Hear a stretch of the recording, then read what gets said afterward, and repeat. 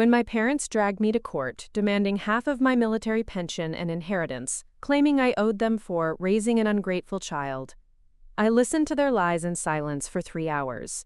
But when the judge asked if I had anything to say in my defense, I quietly placed a single classified file on his desk, a document so explosive that within minutes, Air Force security forces were storming through those courtroom doors with federal warrants that would expose a betrayal so deep it reached the highest levels of military command. Before we jump back in, tell us where you're tuning in from, and if this story touches you, make sure you're subscribed, because tomorrow I've saved something extra special for you.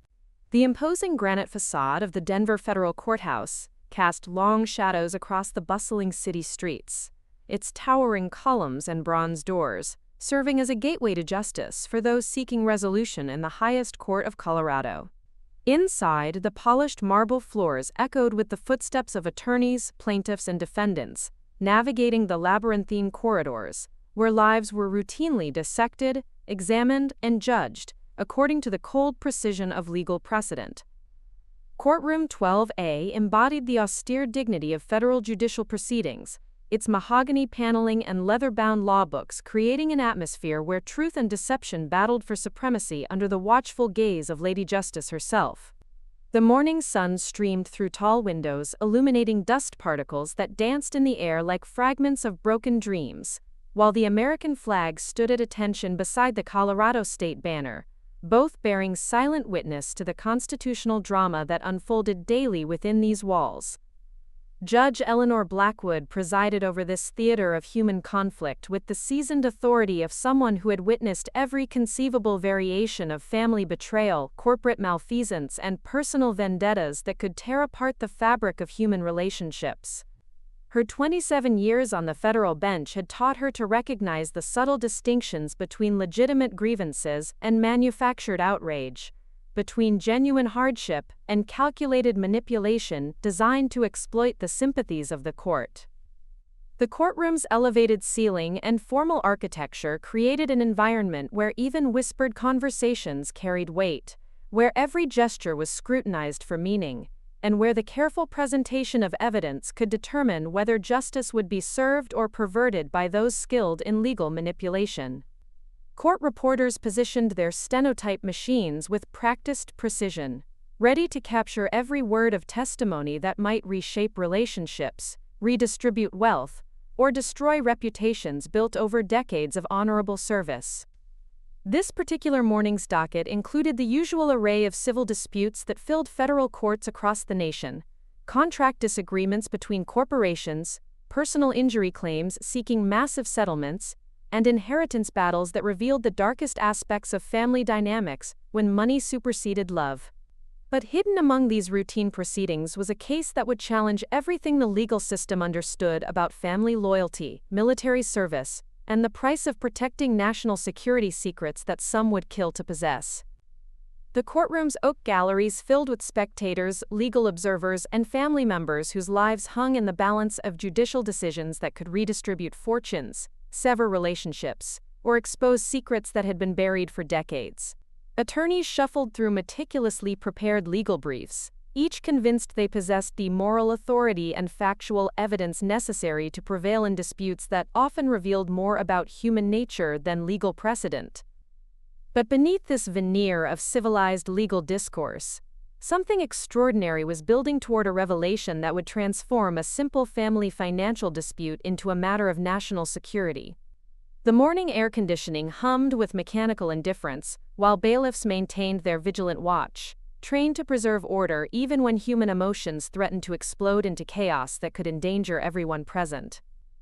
Today's proceedings would prove that some secrets are too dangerous to remain hidden, some betrayals cut too deep to be forgiven, and some documents possess the power to summon forces that operate far beyond the jurisdiction of civilian courts.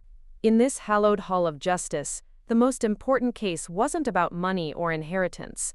It was about the intersection of family loyalty and national security, where one man's silence had protected both his country and his family until the day they forced him to choose between them. Colonel James Falcon Harrison had spent 22 years serving his country in the United States Air Force, rising through the ranks from eager second lieutenant to one of the most decorated intelligence officers in modern military history.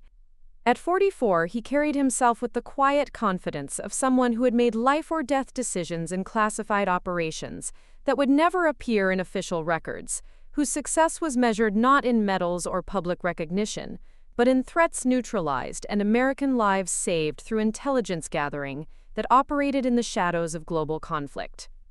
His weathered face bore the subtle marks of someone who had spent years analyzing satellite imagery, debriefing captured enemy operatives, and coordinating with intelligence agencies, whose names most civilians would never hear. The same analytical skills that had made him invaluable in identifying terrorist networks and preventing attacks on American soil now served him in civilian life, where he approached every situation with the methodical precision that had kept him alive through deployments in Iraq, Afghanistan, and classified operations in countries that officially denied American military presence. James had earned his call sign Falcon not for his flying abilities.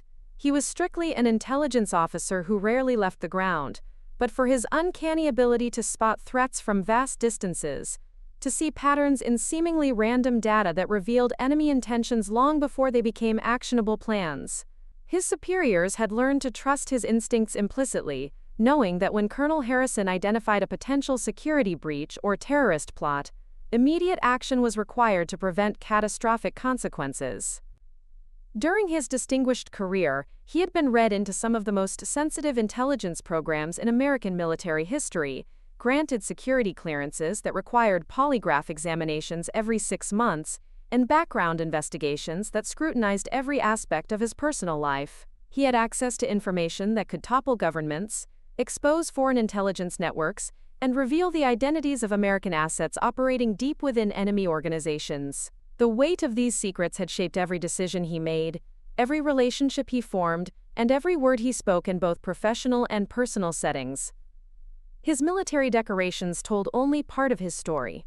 The Defense Superior Service Medal, the Legion of Merit with oak leaf clusters, and the Bronze Star Medal were visible symbols of service that masked operations so classified that even their existence was compartmentalized beyond top-secret levels.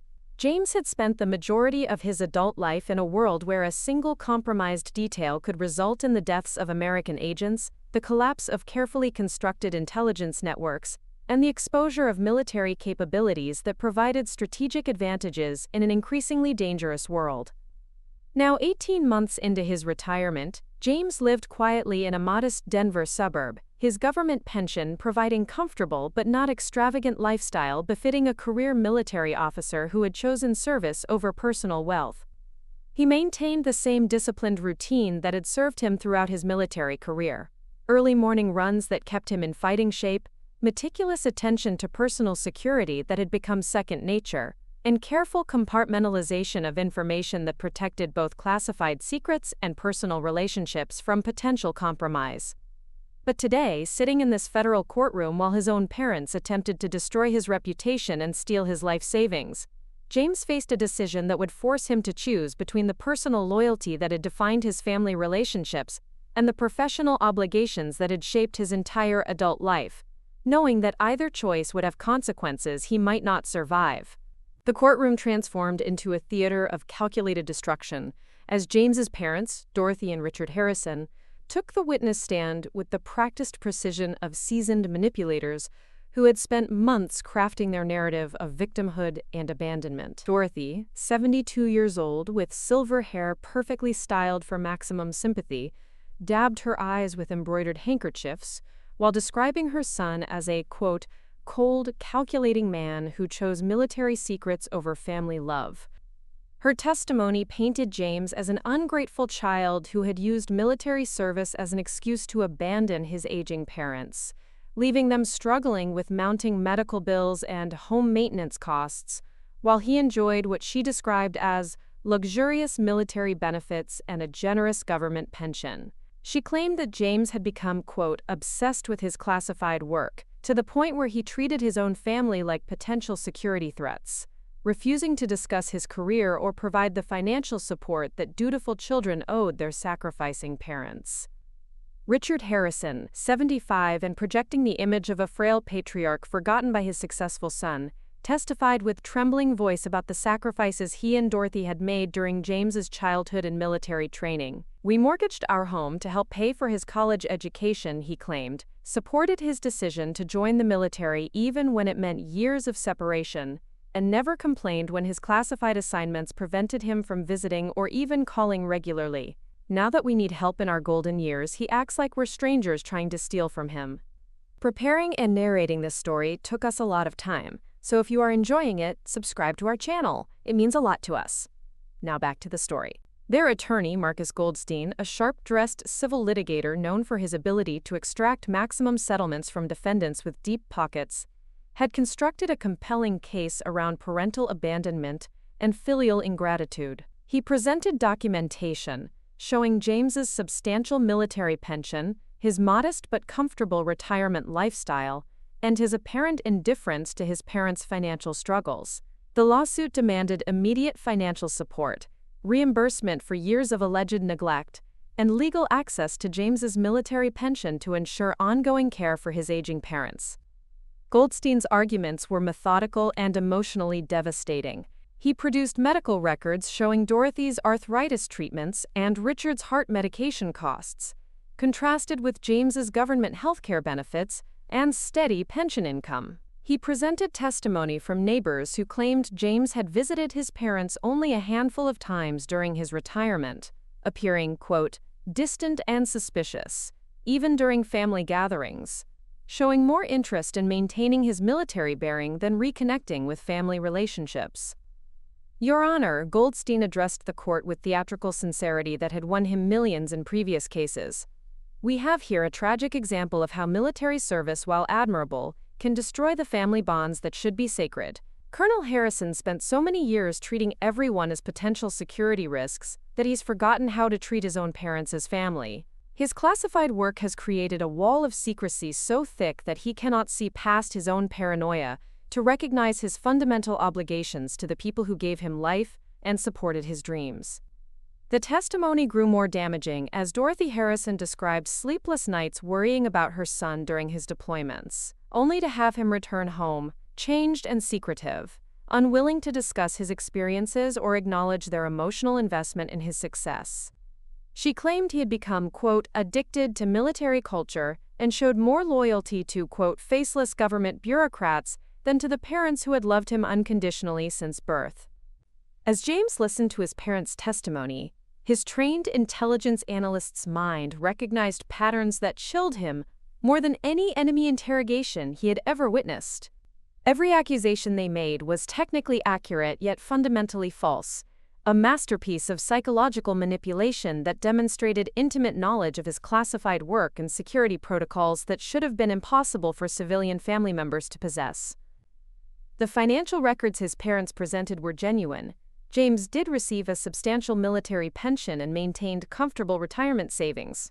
What they strategically omitted was that most of his income had been quietly redirected to support other military families, classified operations, and intelligence networks that required off-the-books funding for operations that couldn't appear in official military budgets. His luxurious lifestyle consisted of a modest suburban home and basic necessities, while the bulk of his resources supported missions that would never receive public recognition or government acknowledgement. The psychological evaluations Goldstein had introduced were real documents from James's mandatory security clearance renewals, but the attorney had carefully selected only portions that mentioned stress responses and emotional compartmentalization, completely ignoring sections that praised James's mental resilience, his ability to maintain operational security under extreme pressure, and his exemplary handling of classified information that could destabilize global intelligence networks if compromised. But what truly terrified James was the surgical precision with which his parents had weaponized his own security protocols against him. They understood exactly why he couldn't discuss his work, why he maintained emotional distance during family visits, and why he treated personal relationships with the same caution he applied to potential security threats. This wasn't accidental knowledge. It was intelligence that could only have been acquired through systematic surveillance or briefings from sources with access to classified information about his assignments and psychological profiles. The coldness and paranoia his mother described weren't personality defects. They were survival mechanisms developed during years of operations where a single careless word could expose American agents operating in hostile territory. His reluctance to discuss his career wasn't family rejection. It was adherence to security oaths that carried criminal penalties and could result in the deaths of intelligence assets whose identities he was sworn to protect. Most disturbingly, James recognized that his parents had been documenting his behavior, recording conversations, and gathering evidence for this lawsuit during the exact period when he had been debriefed about security breaches within his former intelligence unit. The timing wasn't coincidental. Someone with access to classified information had informed them that James possessed knowledge valuable enough to justify this elaborate legal and psychological assault designed to discredit him and gain access to his resources. The realization that struck him like a physical blow was that his parents hadn't simply decided to exploit his military benefits for financial gain. They had been recruited, briefed, and equipped by hostile intelligence operatives who understood that the most effective way to compromise a retired intelligence officer was to use his own family against him. Their lawsuit wasn't family greed. It was an espionage operation designed to force him into a position where he might be compelled to reveal classified information to defend himself against false accusations. His parents' knowledge of his psychological evaluation details, their understanding of his operational security protocols, and their strategic timing of this legal attack revealed a level of sophistication that could only come from foreign intelligence services that had identified him as a high-value target whose secrets were worth any price, including the destruction of his family relationships and personal reputation. James sat in excruciating silence as his defense attorney, Lieutenant Colonel Sarah Mitchell, a JAG officer who specialized in military personnel cases, struggled against an impossible legal landscape where the very evidence needed to defend him was classified at levels that prohibited its use in civilian court. Mitchell had warned James from the outset that defending against family lawsuits was extraordinarily difficult when the defendant's career involved classified operations that couldn't be discussed, explained, or used to provide context for behavior that appeared cold or secretive to civilian observers. The strategies available to Mitchell were severely limited by national security constraints that James couldn't violate even to save his reputation and financial security. She possessed documentation proving that James had been supporting other military families, funding classified operations, and maintaining security protocols that explained his apparent emotional distance. But presenting this evidence would require revealing operational details that could compromise ongoing intelligence missions and expose American assets still operating in hostile territory. Mitchell had advised James to request a closed hearing where classified evidence could be presented under national security protections, but James had refused this option because it would require bringing his former commanding officers, intelligence colleagues, and current Air Force personnel into a family dispute that could damage their careers and compromise their security clearances. His protective instincts extended beyond personal relationships to the professional family of intelligence officers who depended on operational security for their survival. The moral complexity of James's situation was staggering. Every instinct developed through decades of intelligence work screamed that his parents' lawsuit was a sophisticated espionage operation designed to force him into revealing classified information or discrediting him to the point where he might become vulnerable to foreign recruitment. Yet they were still his parents, the people who had raised him, supported his early military career, and claimed to love him, despite their current legal assault on his character and finances. His intelligence training provided clear protocols for handling potential security threats, immediate reporting to Air Force security forces, comprehensive counterintelligence investigations, and complete severance of contact with compromised individuals regardless of personal relationships. But implementing these protocols would mean treating his own parents as enemy agents, subjecting them to federal investigation, and potentially destroying their lives if his suspicions proved correct. The evidence James carried in his jacket pocket represented the nuclear option in this moral battlefield, a classified file that would immediately expose the true nature of his parents' lawsuit, but would also trigger a counterintelligence investigation that could result in treason charges carrying potential death sentences. Using this evidence would save his reputation and finances, while potentially sending his parents to federal prison for the rest of their lives. Judge Blackwood was clearly sympathetic to the elderly couple's apparent plight. moved by their portrayal of sacrifice for an ungrateful son who had chosen government service over family loyalty. The courtroom atmosphere had shifted decisively against James, creating a legal environment where his silence was interpreted as admission of guilt rather than adherence to national security oaths that superseded personal considerations. The weight of decision pressed against James, like the altitude changes he had experienced during classified flights to intelligence briefings around the world. He could maintain his protective silence and accept whatever financial and reputational destruction the court imposed, or he could cross a line that would expose his parents to consequences far more severe than anything they were attempting to inflict on him. Hebel and case Ariel. The courtroom fell into expectant silence as Judge Blackwood reviewed the evidence presented by both sides, her experienced gaze reflecting the weight of a decision that would determine not just financial obligations, but the fundamental nature of family duty versus national security obligations. The elderly couple sat with their hands clasped in apparent prayer, projecting the image of vulnerable parents seeking justice from a son whose military service had allegedly transformed him into a cold stranger who valued government secrets more than family bonds. Lieutenant Colonel Mitchell had done her professional best with severely restricted ammunition, presenting character witnesses who testified to James's integrity and service record, but their testimonies felt inadequate against the emotional power of his parents' narrative. The evidence seemed overwhelmingly in favor of the plaintiffs, a wealthy retired military officer refusing to support aging parents who had sacrificed for his education and career advancement. But in that moment of suspended judgment, something fundamental shifted in James's demeanor. The same transformation that had occurred in classified briefing rooms, when impossible intelligence challenges demanded impossible solutions, began to manifest in the sterile environment of the federal courtroom.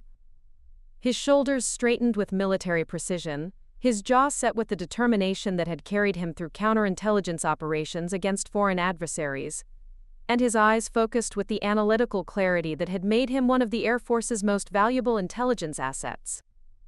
Judge Blackwood looked up from her legal notes, her authoritative gaze settling on the defendant who had remained conspicuously silent throughout proceedings that threatened to destroy both his reputation and his financial security. Colonel Harrison, before I render my decision in this matter, the court will hear your final statement. You have the right to address these allegations directly, to explain your position regarding your obligations to your parents, and to provide any additional context that might influence this court's judgment in determining the merits of their claims. The words hung in the air like the moment before a classified intelligence briefing, when lives hung in the balance of information that could save or damn American operatives working behind enemy lines. James could continue his protective silence, accept whatever judgment the court imposed, and maintain the operational security that had defined his entire adult life, even if it meant financial ruin and public disgrace. Or he could finally fight back using weapons that would destroy more than just his parents' lawsuit. Lieutenant Colonel Mitchell leaned toward him, her voice barely audible above the courtroom's ventilation system. Colonel, this is your final opportunity. Whatever you're protecting them from, whatever classified considerations are constraining your defense, it ends here. They've shown you no mercy in their attempts to destroy you. You don't owe them your complete destruction. But James wasn't thinking about mercy or revenge or legal strategy. He was thinking about a moment 3 years earlier when he had discovered intelligence so devastating that it had required presidential briefings and had resulted in the quiet reassignment of dozens of military personnel whose loyalty had been compromised by foreign intelligence services. The classified file in his jacket pocket wasn't just evidence of his parents' betrayal, it was proof of a conspiracy that reached into the highest levels of American military intelligence, with consequences that extended far beyond this family courthouse drama. His hand moved slowly toward his jacket pocket, fingers touching the folder that could save his reputation, his finances, and his future, while potentially exposing an espionage network that had been operating within American military families for over a decade. James rose from his chair with the measured precision of an intelligence officer preparing to execute a mission that would either save American lives or trigger an international incident. The courtroom watched in tense silence as he reached into his jacket and withdrew a single manila folder marked with red classification stamps that made several spectators gasp. They were looking at a document that most American citizens would never be authorized to see, let alone handle in a civilian courtroom. Your Honor, James's voice carried the steady authority of someone who had briefed generals and testified before congressional intelligence committees. What I am about to present violates several federal statutes regarding the handling of classified information. I am doing so only because my parents' lawsuit has forced me to choose between protecting national security secrets and allowing a foreign espionage operation to succeed through legal manipulation. He approached the bench slowly, extending the folder toward Judge Blackwood with hands that had signed death warrants for enemy operatives and authorized drone strikes against terrorist targets. This is a classified counterintelligence file documenting Operation Blackbird, a 3-year investigation into foreign infiltration of American military families. I ask that you review this material in chambers before deciding whether to continue these proceedings. Judge Blackwood accepted the folder with visible reluctance, recognizing that she was about to cross into territory far beyond normal civilian jurisprudence. The classification markings alone indicated that she was handling information that could affect national security decisions at the highest levels of government. As she opened the folder and began reading, her expression shifted from judicial neutrality to something approaching alarm. The first document was a counterintelligence summary identifying Dorothy and Richard Harrison as persons of interest in an investigation into Russian SVR recruitment of military family members. The second was a series of financial records showing payments from foreign shell companies to bank accounts controlled by James's parents, totaling over $200,000 during the past 2 years. The third was a transcript of recorded conversations between his parents and individuals, identified as Russian intelligence operatives, discussing methods for extracting classified information from retired American intelligence officers. But the most devastating revelation was a detailed operational plan recovered from encrypted communications, outlining how foreign intelligence services were using family lawsuits as legal mechanisms to force retired intelligence officers into revealing classified information to defend themselves against false accusations. James's case wasn't unique. It was part of a systematic campaign targeting dozens of former Air Force, CIA, and NSA personnel whose knowledge of American intelligence capabilities made them high-value targets for foreign recruitment or compromise.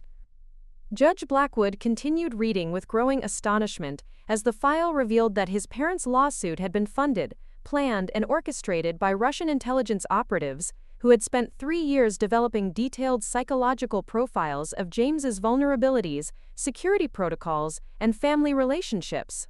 Their attorney, Marcus Goldstein, appeared in several surveillance photographs meeting with known Russian intelligence officers, suggesting that even the legal representation was part of the espionage operation.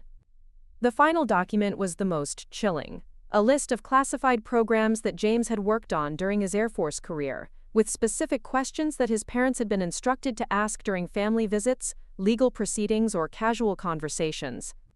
The Russians weren't trying to steal money from James. They were using his own family to extract intelligence about American satellite surveillance capabilities, drone targeting systems, and counterintelligence methods that could compromise ongoing operations around the world.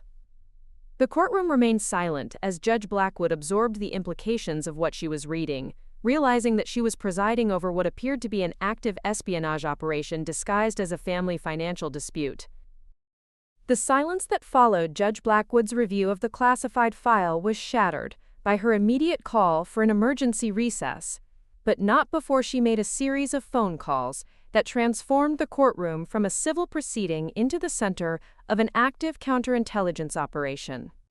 Within minutes, her chambers were filled with encrypted communications equipment as she contacted the Department of Justice National Security Division, the FBI Counterintelligence Division, and Air Force Office of Special Investigations simultaneously. Marcus Goldstein, the attorney who had entered the courtroom with such confident arrogance, was now frantically attempting to gather his papers while whispering urgent instructions to his clients. The classified file hadn't just invalidated his lawsuit.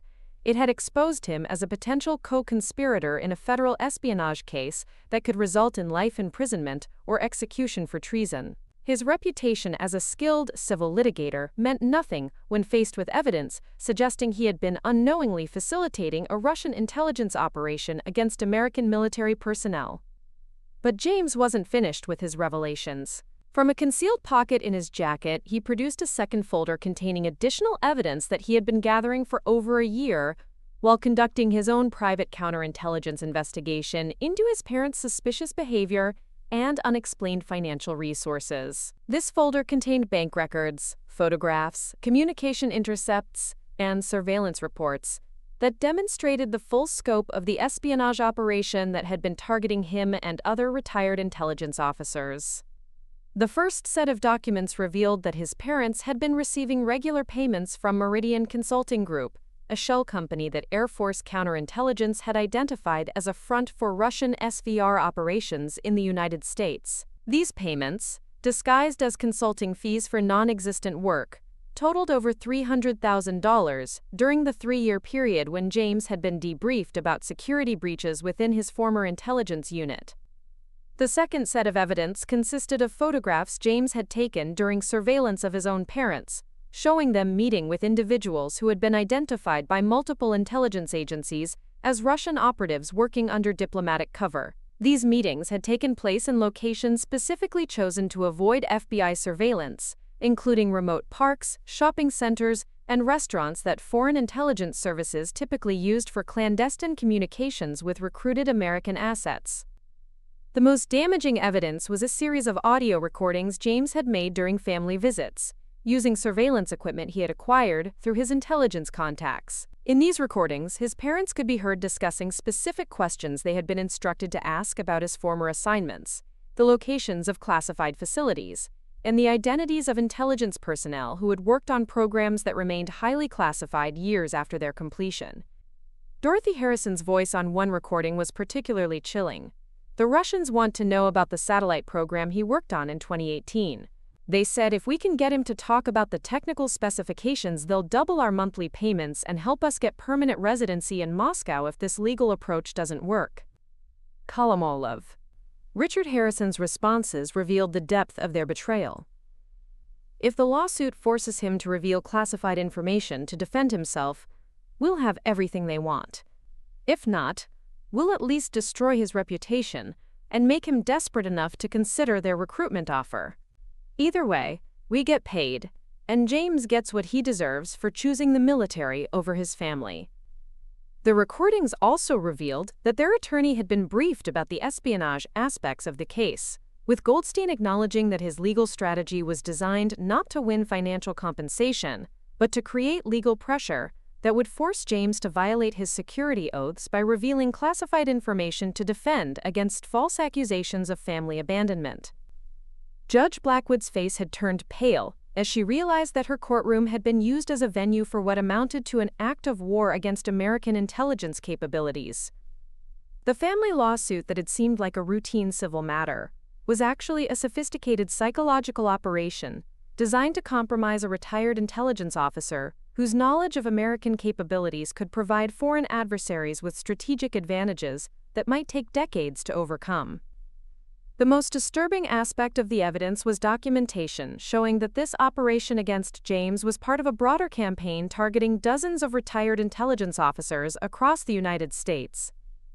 Russian operatives had identified family relationships as the most effective vulnerability for compromising American intelligence personnel, using legal manipulation, financial pressure, and emotional blackmail to force former intelligence officers into revealing secrets that could never be obtained through traditional espionage methods. As court security officers began implementing lockdown procedures, James realized that his decision to present this evidence had transformed a personal family betrayal into a matter of national security that would require immediate intervention by the most elite counterintelligence units in the American military and intelligence community. The transformation of the courtroom from civil proceedings to national security crisis was immediate and overwhelming. Judge Blackwood's emergency communications had triggered protocols that most civilian courts never experienced, as federal marshals began evacuating spectators, while Air Force security forces established a secure perimeter around the building. Within 20 minutes of James presenting his classified evidence, the Denver Federal Courthouse had become the center of what intelligence officials would later describe as one of the most significant counter-espionage operations conducted on American soil since the Cold War. The heavy oak doors of the courtroom burst open with military precision as a joint task force of Air Force Office of Special Investigations agents, FBI Counterintelligence Division operatives, and Department of Homeland Security personnel entered with the coordinated efficiency of a unit executing a high-priority national security operation. Leading this force was Colonel Patricia Reeves, Director of Air Force Counterintelligence, whose presence indicated that the espionage case had been elevated to the highest levels of military intelligence command.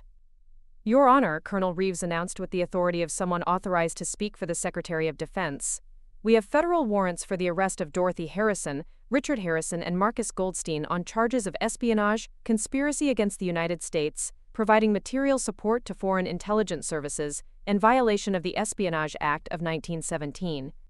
This courtroom is now designated a classified crime scene under the jurisdiction of military counterintelligence operations." Marcus Goldstein's face had turned ashen as he realized that his participation in what he had believed was a routine civil lawsuit had made him an unwitting participant in a treasonous conspiracy that carried potential death penalty charges. His frantic attempts to claim ignorance were undermined by the recorded evidence showing his knowledge of the espionage aspects of his client's case and his willingness to use legal proceedings as a mechanism for compromising classified information. Dorothy and Richard Harrison sat in stunned silence as federal agents approached with handcuffs and Miranda warnings, their earlier portrayal of themselves as vulnerable elderly parents completely shattered by evidence of their 3-year collaboration with Russian intelligence operatives. The courtroom spectators who remained had witnessed the transformation of what appeared to be a family financial dispute into an espionage case that would likely result in life imprisonment for all 3 defendants. But the most profound change was in James himself, who stood with the quiet dignity of someone who had finally been vindicated after months of character assassination and legal manipulation. The evidence he had presented didn't just expose his parents' betrayal. It revealed the sophisticated nature of foreign intelligence operations targeting American military families, and the lengths to which hostile nations would go to compromise retired intelligence officers whose knowledge remained strategically valuable years after their retirement. Colonel Reeves approached James with the respect accorded to a fellow intelligence professional who had made extraordinary sacrifices to protect national security interests. "Colonel Harrison, your decision to present this classified evidence, despite the personal cost and security violations involved, has exposed an espionage network that we've been hunting for over 2 years. The information you've provided will enable us to roll up similar operations targeting dozens of other retired intelligence officers and their families." The irony of the situation was not lost on anyone present. James's parents had filed a lawsuit designed to portray him as an ungrateful son who valued military secrets over family relationships. But their own testimony and legal demands for financial disclosure had provided the very forum where their espionage activities would be exposed in the most public and legally devastating way possible. Their greed and manipulation had become the instruments of their own destruction, their accusations against James creating the exact legal environment where their treasonous activities would be revealed. As handcuffs clicked around his parents' wrists with the cold finality of justice being served, James felt a complex mixture of vindication, grief, and profound relief. He had protected them for over a year, conducting his own surveillance and gathering evidence, while hoping against hope that he was wrong about their involvement with foreign intelligence services. His decision to remain silent during the lawsuit had been motivated not by inability to defend himself, but by the desperate hope that his parents might still be innocent victims, rather than willing participants in an espionage operation. Judge Blackwood's final words before the classified evidence was secured and the courtroom cleared carried the weight of judicial authority and personal recognition of the extraordinary circumstances that had unfolded. "Colonel Harrison, this court owes you a profound apology and a debt of gratitude. Your sacrifice of personal relationships to protect national security secrets, and your courage in exposing this espionage operation despite the personal cost, represents the highest form of service to your country. The patience and integrity you've demonstrated while enduring false accusations and character assassinations speaks to a moral courage that deserves recognition at the highest levels of government." The federal agents who escorted James's parents from the courtroom represented not just the end of a family relationship, but the conclusion of one of the most sophisticated attempts by foreign intelligence services to compromise American military secrets through the manipulation of family bonds and legal proceedings. The case would become a classified study in counterintelligence training programs, demonstrating how hostile nations could weaponize the American legal system against the very people sworn to defend it. What unfolded in that Denver courtroom revealed something profound about the nature of loyalty, sacrifice, and the extraordinary moral courage required to choose national duty over personal relationships when those closest to us become instruments of betrayal orchestrated by hostile foreign powers. James's year-long silence wasn't weakness or misguided family loyalty. It was the highest form of patriotic strength, demonstrating that true honor sometimes demands protecting your country, even when it means exposing the people who raised you as enemies of the state you swore to defend with your life. The classified file James carried represented far more than evidence of espionage. It was tangible proof that honor in the modern world extends beyond traditional battlefields into the complex realm of family relationships, legal manipulation, and sophisticated psychological warfare conducted by hostile nations against American military personnel and their families.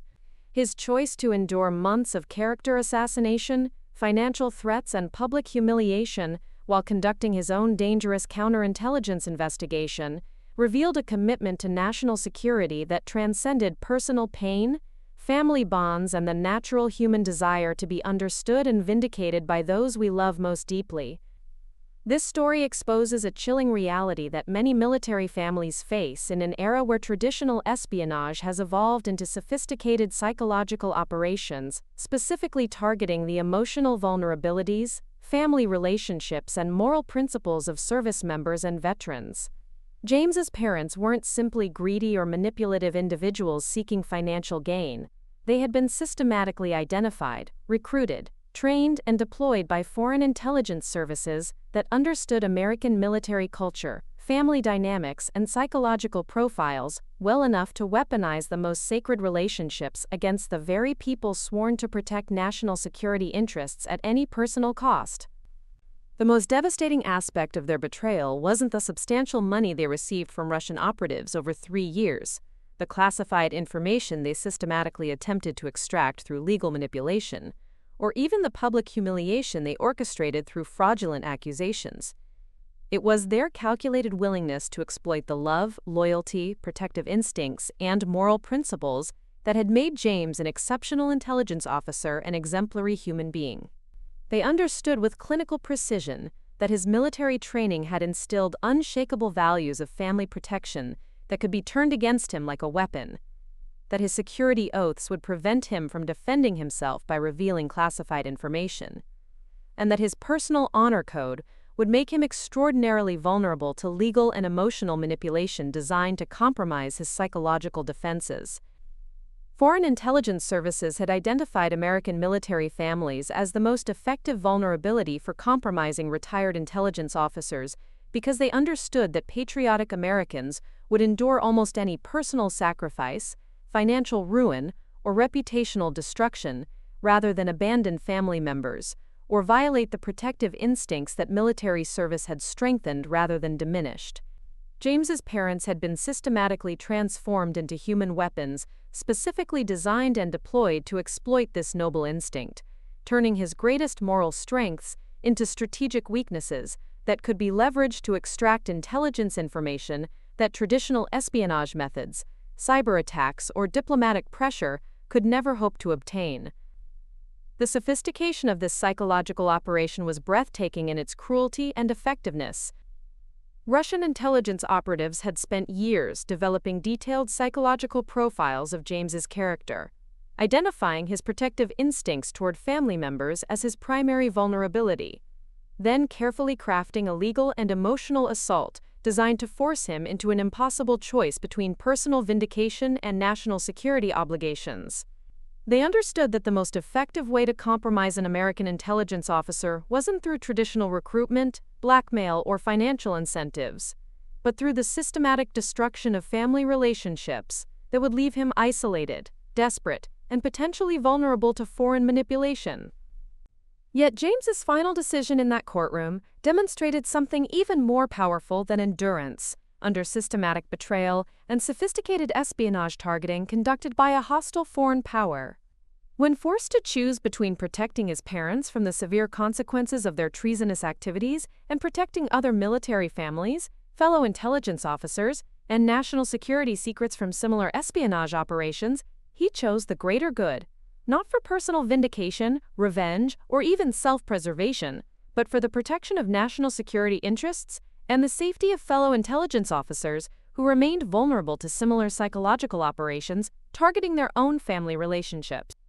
This lesson extends far beyond military service into fundamental questions about loyalty, moral courage, personal integrity, and the complex responsibilities that come with specialized knowledge, security clearances, or positions of public trust. We all face moments when personal relationships conflict with broader ethical obligations, when protecting individuals we care about might enable serious harm to others who depend on our integrity, courage, and willingness to make difficult decisions. The challenge isn't avoiding such conflicts. They are inevitable in any life guided by principle and moral courage, but rather maintaining our moral compass and making the right choices when the stakes extend far beyond our personal comfort, family harmony, or social acceptance.